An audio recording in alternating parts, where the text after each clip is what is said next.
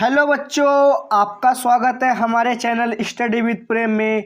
उम्मीद करता हूँ आप सभी लोग बढ़िया होंगे। और आज की इस वीडियो में हम लोग क्लास 10 हिंदी के पाठ नंबर 6 जिसका नाम है संगतकार और इसे लिखा है मंगलेश डबराल जी ने। इसके 30 मोस्ट इम्पोर्टेंट एमसीक्यूज को इस वीडियो में देखने वाले हैं जो पूरी तरह एनसीईआरटी न्यू बुक के ऊपर बने हुए हैं। तो चलिए बिना किसी देरी के क्वेश्चन नंबर 1 को शुरू करते हैं। तो यहाँ पर हम लोग का क्वेश्चन नंबर 1 है, प्रेरणा साथ छोड़ती हुई उत्साह अस्त होता हुआ पंक्ति में निहित अलंकार बताइए। तो यहाँ पर जो है हमें अलंकार बताना है। तो इसमें जो है आपका मानवीयकरण अलंकार का इस्तेमाल हुआ है। क्यों? क्योंकि इसमें जो है मानव का रूप दिया हुआ है। तो एक का सही आंसर होगा ऑप्शन नंबर ए। तो क्वेश्चन नंबर 2 है, मुख्य गायक के स्वर में कौन अपना स्वर मिलाता है? तो मुख्य गायक के स्वर में जो है संगतकार अपना स्वर को मिलाता है। तो 2 का सही आंसर हो जाएगा ऑप्शन नंबर ए। तो क्वेश्चन नंबर 3 है, संगतकार मुख्य गायक का साथ क्यों देता है? तो संगतकार जो है मुख्य गायक का साथ देता है, लेकिन क्यों? तो इसका पहला ऑप्शन है अपनी गायन शक्ति को बढ़ाने के लिए, दूसरा ऑप्शन है उससे आगे बढ़ने के लिए, और तीसरा ऑप्शन है उससे सीखने के लिए, और चौथा ऑप्शन है इनमें से कोई नहीं। तो संगतकार जो है अपनी गायन शक्ति को बढ़ाने के लिए मुख्य गायक का साथ देता है। तो 3 का सही आंसर हो जाएगा ऑप्शन नंबर ए। तो क्वेश्चन नंबर 4 है, किसको स्वर भूलने के पश्चात अपने बचपन की याद आती है? तो किसको जो है स्वर भूलने के पश्चात अपने बचपन की याद आती है? तो इसका पहला ऑप्शन है संगतकार, दूसरा है नित्यांगना, तीसरा है गायक, और चौथा है इनमें से कोई नहीं। तो संगतकार को जो है ऑप्शन नंबर ए में स्वर भूलने के पश्चात अपने बचपन की जो है याद आती है। तो क्वेश्चन नंबर 5 की ओर आगे बढ़ेंगे। क्वेश्चन नंबर 5 है, उसकी मतलब इसकी आवाज को कभी सुंदर, कमजोर और कांपती हुई बताते हैं। तो किसकी आवाज को जो है कभी सुंदर और कांपती हुई बताते हैं? तो संगतकार के आवाज को जो है सुंदर, कमजोर और कांपती हुई बताते हैं। तो 5 का सही आंसर लिखिएगा ऑप्शन नंबर ए। तो क्वेश्चन नंबर 6 है, कौन अपना स्वर मुख्य गायक से ऊंचा नहीं उठाता? तो कौन जो है अपना गायन का स्वर मुख्य गायक से ऊंचा नहीं उठाता? तो पहला ऑप्शन है संगतकार, दूसरा ऑप्शन है नित्यांगना, और तीसरा ऑप्शन है गायक, और चौथा ऑप्शन है इनमें से कोई नहीं। तो इसका सही आंसर होगा संगतकार। संगतकार जो है मुख्य गायक के स्वर से अपने स्वर को ऊंचा नहीं उठाता है। ठीक है, तो 6 का सही आंसर होगा ऑप्शन नंबर ए। तो क्वेश्चन नंबर 7 है, संगतकार मुख्य गायक का साथ क्यों देता है? देखिए यहाँ पर जो है संगतकार मुख्य गायक का साथ देता है, लेकिन क्यों देता है? तो इसका सही आंसर होगा अपनी गायन शक्ति को जो है बढ़ाने के लिए, मतलब जो वो गा रहा है उसकी शक्ति यानी अपने अंदर के शक्ति को पहचानने के लिए। ठीक है, तो 7 का सही आंसर होगा ऑप्शन नंबर ए। तो क्वेश्चन नंबर 8 है, संगतकार कविता के कवि का क्या नाम है? मैंने पहले ही आपको बताया संगतकार कविता के कवि जो है वो है मंगलेश डबराल। कौन है? मंगलेश डबराल ने जो है इस कविता को लिखा है। ठीक है, तो 8 का सही आंसर होगा ऑप्शन नंबर सी। तो क्वेश्चन नंबर 9 है, मुख्य गायक को क्या समझाने के लिए संगतकार उसका साथ देता है? तो मुख्य गायक को जो है पहला ऑप्शन है वो बताना चाहता है कि वो अकेला नहीं है, दूसरा ऑप्शन है गाए जा चुके राग को पुनः भी गाया जा सकता है, तीसरा ऑप्शन है वो उसको ढांढस बांधता है, तो और चौथा ऑप्शन है उपयुक्त सभी कथन सत्य हैं। तो इसका सही आंसर होगा उपयुक्त सभी कथन सत्य हैं। इन तीनों कथनों के कारण जो है संगीतकार मुख्य गायक का साथ देता है। तो 9 का सही आंसर लिखिएगा ऑप्शन नंबर डी। तो क्वेश्चन नंबर 10 है, संगतकार कविता में कवि ने किस कला में साथ देने वाले लोगों का जिक्र किया है? तो किस कला के में साथ देने के वाले लोगों का जिक्र किया है? तो गायन कला में साथ देने वाले लोगों का जिक्र किया है। तो 10 का सही आंसर होगा ऑप्शन नंबर ए। तो क्वेश्चन नंबर 11 की ओर आगे बढ़ने से पहले अगर आप इस चैनल पर पहली बार आए हैं तो इस चैनल को जो आप लोग सब्सक्राइब कर दीजिए, और अगर आपको वीडियो पसंद आया तो इस वीडियो को लाइक कीजिए और इस वीडियो को अपने दोस्तों के साथ शेयर कीजिए। तो क्वेश्चन नंबर 11 की ओर आगे बढ़ते हैं। क्वेश्चन नंबर 11 है, मुख्य गायक के बुझते स्वर को कौन उठाता है। देखिए कविता के बीच में जो है मुख्य गायक का स्वर कहीं कहीं बुझ गया है और उसको उठाता कौन है, उसको जो है संगतकार उठाता है। कौन उठाता है, संगतकार। तो 11 का सही आंसर होगा ऑप्शन नंबर बी, संगतकार। तो क्वेश्चन नंबर 12 है,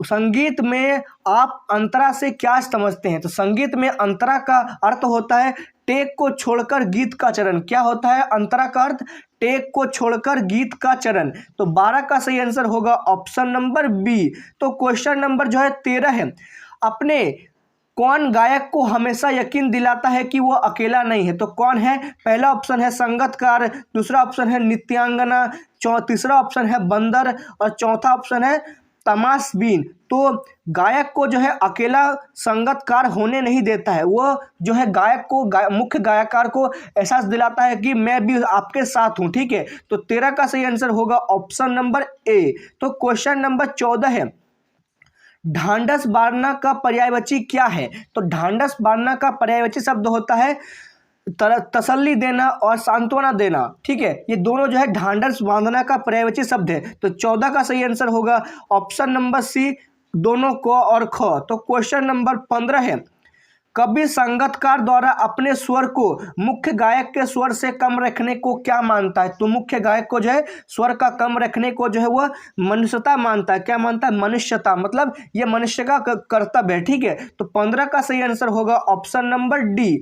तो क्वेश्चन नंबर 16 है, जटिल का क्या अर्थ है। देखिए क्वेश्चन नंबर 16 है आपका, जटिल का क्या अर्थ है। जटिल का अर्थ होता है कठिन, जटिल को जो है कठिन कहा जाता है, ये इसका पर्यायवाची शब्द है। तो 16 का सही आंसर होगा ऑप्शन नंबर डी। तो क्वेश्चन नंबर 17 है, संगतकार द्वारा जानबूझकर स्वर को ऊंचा न उठाए जाने को क्या समझना चाहिए। तो ऊंचा न उठाए जाने वाले स्वर को जो है संगतकार की इंसानियत समझा जाता है। क्या समझा जाता है, संगतकार की इंसानियत। तो 17 का सही आंसर होगा ऑप्शन नंबर बी। तो क्वेश्चन नंबर 18 है, तान से आप क्या समझते हैं। देखिए तान से हम लोग जो है संगीत के स्वर का विस्तार, जब देखिए संगीत में जो है स्वर का विस्तार होता है उसे ही हम लोग तान कहते हैं। क्या कहते हैं, उसको तान कहा जाता है। तो 18 का सही आंसर होगा ऑप्शन नंबर ए। तो क्वेश्चन नंबर 19 है, तार सप्तक में गाने के कारण कवि को कैसा अनुभव होता है। देखिए कवि जो है तार सप्तक में गाता है और उसके कारण कवि को जो है गाने की इच्छा समाप्त हो जाती है। क्या होती है, गाने की इच्छा जो है पूरी तरह कवि की समाप्त हो जाती है। तो 19 का सही आंसर होगा ऑप्शन नंबर डी।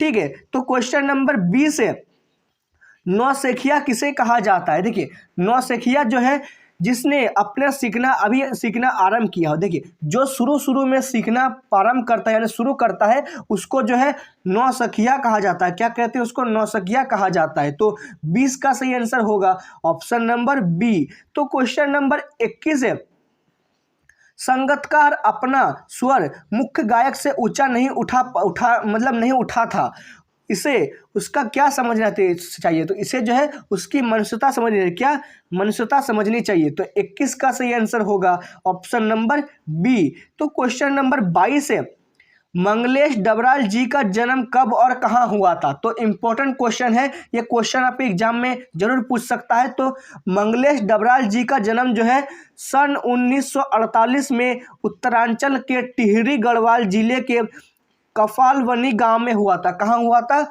उत्तरांचल के टिहरी गढ़वाल जिले के कफवालनी गांव में हुआ था। तो उत्तरांचल को जो है अभी के समय में उत्तराखंड कहा जाता है। ठीक है, इसको आप याद रखिएगा। तो 22 का सही आंसर क्या लिखिएगा, ऑप्शन नंबर ए। तो क्वेश्चन नंबर जो है 23 की ओर आगे बढ़ेंगे। क्वेश्चन नंबर 23 है, किसके आवाज में हिचक सुनाई देती है। तो कौन है जिसके आवाज में हिचक सुनाई देती है। तो पहला ऑप्शन है मुख्य गायक के, दूसरा ऑप्शन है संगतकार के, तीसरा ऑप्शन है अभिनेता के और चौथा ऑप्शन है आपका इनमें से कोई नहीं। तो हिचक जो है हम लोग यहाँ पर संगतकार के आवाज में सुनाई देती है। तो 23 का सही आंसर होगा ऑप्शन नंबर बी। तो क्वेश्चन नंबर 24 है, मंगलेश डबराल किस रूप में प्रतिष्ठित हुए हैं। तो मंगलेश डबराल जी जो है अपने पत्रकार के रूप में प्रसिद्ध हुए हैं। किसके रूप में? पत्रकार के रूप में वो जो हुआ प्रसिद्ध यानी प्रतिष्ठित हुए हैं। तो 24 का सही आंसर होगा ऑप्शन नंबर सी। और साथ ही साथ जो है आप इन सभी क्वेश्चनों को कॉपी में नोट्स बनाते चलिए ताकि एग्जाम के टाइम में आपको किसी भी प्रकार की दिक्कत का सामना ना करना पड़े। तो क्वेश्चन नंबर 25 है निम्नलिखित में क्वेश्चन नंबर 25 है निम्नलिखित में कौन सी रचना मंगलेश डबराल जी की नहीं है? तो यहाँ पर जो है 4 रचनाएं दिए हुए हैं, तो आपको बताना है इनमें से कौन सी रचना जो है मंगलेश डबराल जी की नहीं है। तो इसका सही आंसर होगा नाश और निर्माण। नाश और निर्माण जो है मंगलेश डबराल जी की मतलब रचना नहीं है। इसके अलावा पहाड़ पर लालटेन, घर का रास्ता और हम जो देखते हैं, ये तीनों जो है मंगलेश डबराल जी ने ही लिखा है। तो क्वेश्चन नंबर 25 का सही आंसर होगा ऑप्शन नंबर बी। तो क्वेश्चन नंबर 26 है मुख्य गायक के गायन में क्या विशेषता होती है? तो मुख्य गायक के गायन में जो है आपका उसका स्वर आत्मविश्वास से भरा हुआ चट्टान के समान भारी होता है। कैसा होता है? उसका गायक स्वर जो है आत्मविश्वास यानी कि फुल जोश में रहता है और चट्टान के समान भारी होता है। तो 26 का सही आंसर होगा ऑप्शन नंबर सी। तो क्वेश्चन नंबर 27 है संगतकार के लक्ष्य के विरुद्ध क्या है? तो संगतकार के लक्ष्य के विरुद्ध जो है आपका मुख्य गायन से अधिक स्वर में ना गाना। क्या है? मुख्य गायक से अधिक स्वर में ना गाना संगीतकार के लक्ष्य के विरुद्ध था। तो 27 का सही आंसर होगा ऑप्शन नंबर सी। तो क्वेश्चन नंबर जो है 28 है मुख्य गायक की आवाज कैसी है? तो मुख्य गायक की आवाज इस कविता में जो है कड़क और गरजदार है। किस तरह? कड़क भी है और गरजदार भी है, मतलब मेघ जिस तरह गरजता है उस तरह गरजदार उनकी आवाज है। तो 28 का सही आंसर लिखिएगा ऑप्शन नंबर सी। तो क्वेश्चन नंबर जो है 29 है मुख्य गायक के स्वर मुख्य गायक के साथ स्वर कौन साधता है? तो मुख्य गायक के साथ स्वर जो है यहाँ पर उपयुक्त में से कोई भी नहीं हो सकता। क्यों? क्योंकि जो मुख्य गायक के साथ स्वर जो है कौन साधता है? संगतकार साधता है। कौन साधता है? संगतकार साधता है। यहाँ पर जो है संगतकार का किसी में भी नाम नहीं है, तो इसका सही आंसर होगा उपयुक्त में से कोई भी नहीं हो सकता। तो 29 का सही आंसर लिखिएगा ऑप्शन नंबर डी। और इसी के साथ आपके कुल सारे क्वेश्चन समाप्त होते हैं। उम्मीद है आपको वीडियो पसंद आया होगा। अगर ये वीडियो पसंद आए तो इस वीडियो को जो है आप लाइक कीजिए। हमारे इस चैनल में पहली बार आए हैं तो इस चैनल को आप लोग सब्सक्राइब कीजिए और इस वीडियो को अपने दोस्तों के साथ जितना हो सके शेयर कीजिए। तो मिलते हैं आपके साथ नेक्स्ट वीडियो में। जय हिंद, जय भारत।